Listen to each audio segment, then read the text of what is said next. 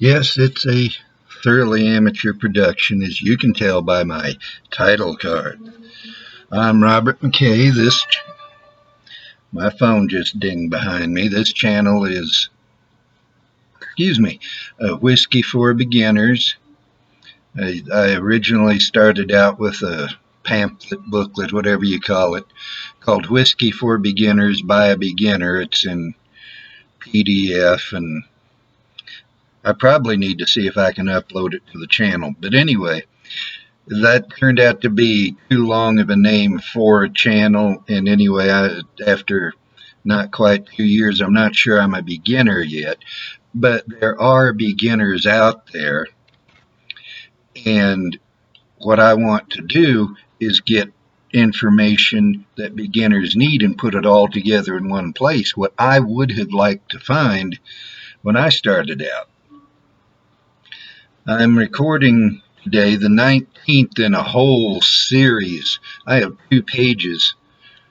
A little over 1 page. It goes on to the second page. But a whole bunch of topic videos, things that I would have liked to know. And today, the 19th of these, is this question. Should you ever go back and try something again that you've already tried and didn't like? And it's interesting that that comes up now, because recently that's exactly what I've done, and I'm glad I did it. I think particularly of Knob Creek 9-year-old. It's a 100 proof Kentucky bourbon. In fact, let me see. I know, I finished my bottle. My regular bottle. I have a single barrel. Let me get back to the camera, so I want to be sure I can see whether you're going to see it. And this is 120 proof, but that's Knob Creek. The regular 9-year-old, it's 100 proof. I had tried it 2 years ago nearly and thought it was okay, but I wasn't fond of it. I went back and tried it again because I realized my palate, with experience, had gained ability to properly evaluate whiskey. I went back and tried it again, and now it's my second favorite bourbon. The Balcones Texas Pot Still Bourbon has been my favorite since I first tasted it back in December of 2021. Nothing has threatened to unseat it. But I tried that Knob Creek 9-year-old again and found that my memory of it, well, that's not quite the right way to say it either. My evaluation of it then and my evaluation of it now were different.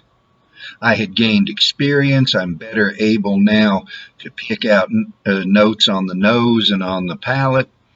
I'm better able to understand what I'm drinking. And so I'm glad I went back and did that. And so you should too. Now, some things you don't have to. If you've tried Jack Daniel's Black Label and found it wanting, it's not going to improve with time and experience. It's just a weak, watery, mediocre whiskey, and that's all it's ever going to be. But some things that you're not ready for now, you may be ready for later. And you want to be judicious about it, not just trying everything over again, but things that you realize, a lot of people like this. They're saying this, that, and the other about it. It sounds like something I'd like. Maybe I should try it again. Something like that. Yes, go back and try it again.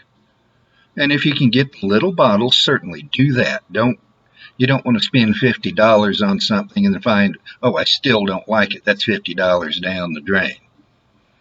If you can't get the minis, get the pint or half pint. But try it again. and you might find you like it. I did that with the Knob Creek 9-year-old, the Knob Creek Rye.